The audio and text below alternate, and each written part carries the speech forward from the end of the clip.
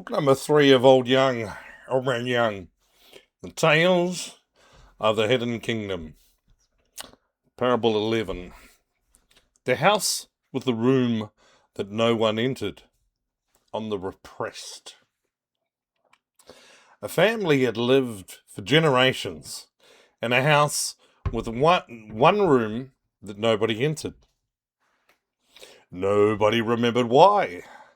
The house was old, even by the standards of that province. It had been built, the deed said, by an ancestor 7 generations back, of whom nothing else was really known. The corridors were long, the rooms were many. The family had, over the generations, used most of them for sleeping, for eating, for storing apples in winter, for receiving guests, for the small rituals that families develop when they have lived in one place for a long time. But one room, at the end of the long corridor on the upper floor, was not used. The grandmothers spoke of the room only in whispers, and only when the children were sleeping. The grandfathers did not speak of it at all.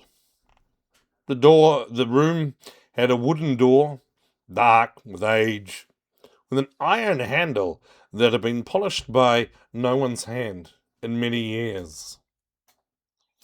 The handle was never turned. The children grew up understanding, without being told, that the door was not to be touched. They did not, in any of the generations, ask why. The not asking was passed down with the house.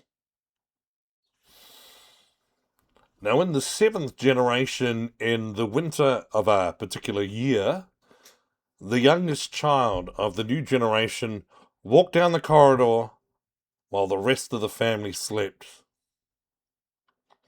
She was a quiet girl, 6 years old, with a habit of asking questions that nobody wanted to answer.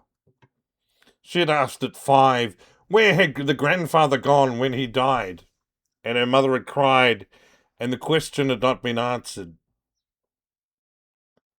She asked at 4 why the cook was always sad on Tuesdays, and the cook had stopped speaking to her for a week.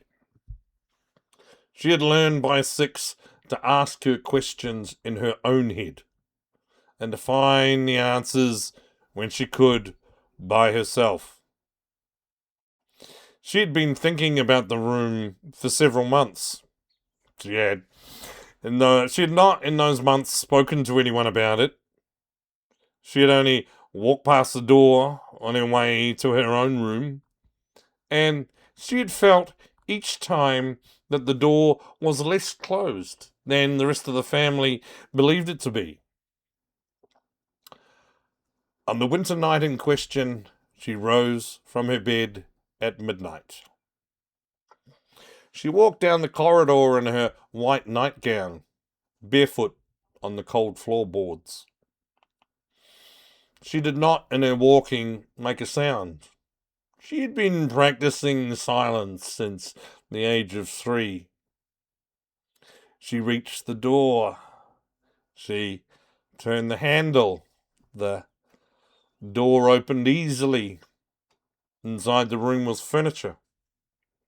Small furniture, the right size for a 6-year-old. A small chair of dark wood with a green cushion. A small table beside the chair with a candle on it that was already lit. A small bed against the far wall with a white coverlet. A small fireplace on the right wall with the fire already burning. The room was warm. The room was, in fact, the most welcoming room in the house. She walked in. She closed the door behind her. She sat down on a small chair. The fire was, she observed, exactly the right size to warm her hands without burning her if she leaned forward. The chair was, she observed, exactly the right size for her. The candle on the table was at exactly the right height to read by. She did not that first night ask the room any questions. She sat, she warmed her hands, she watched the fire, she felt in her chest a feeling she had not in 6 years felt anywhere else in the house. The feeling of being expected. After perhaps an hour, she spoke. How long have you been burning? She asked the fire. Why, as long as the house has stood, said the fire. Why did no one come to you? They were afraid, said the fire. They were told as children not to come. The ones who told them had been told the same. None of them remembered why. They had also, by the time they were grown, lost the size. The chair is the right size for a 6-year-old. But by the time a children in this family is brave enough to disobey their parents, they're too big for the chair. They open the door, they see the small furniture, they feel ridiculous. And they close the door, they go back. The room has waited generation after generation for a small child, a child small enough to fit and brave enough to come. You are the first. Why was I not afraid? Because you have been alone for a long time, said the fire. Your family does not, in the daily sense, see you. Your mother sees you when she remembers, your father not at all. The cook saw you once and stopped. You have been raised in this house as if you were furniture yourself. You have learned to make your own welcome. The not being welcomed is what made you ready to find me.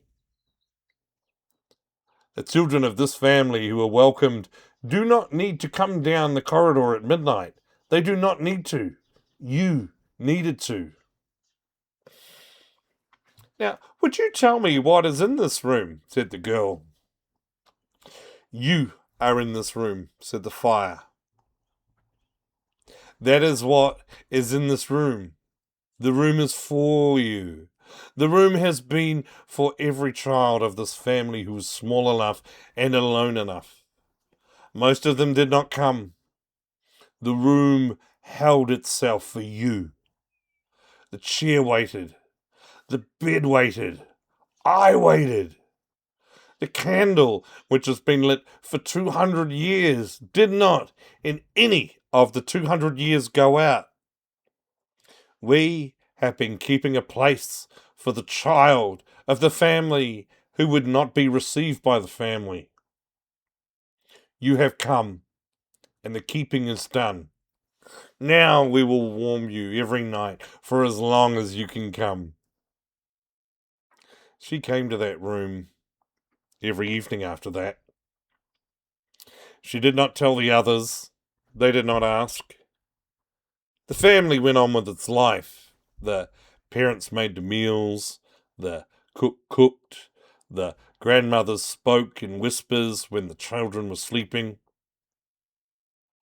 But the girl walked every night down the long corridor, and she sat in the small chair, and she warmed her hands at the small fire, and she was, for an hour each night, held by the room.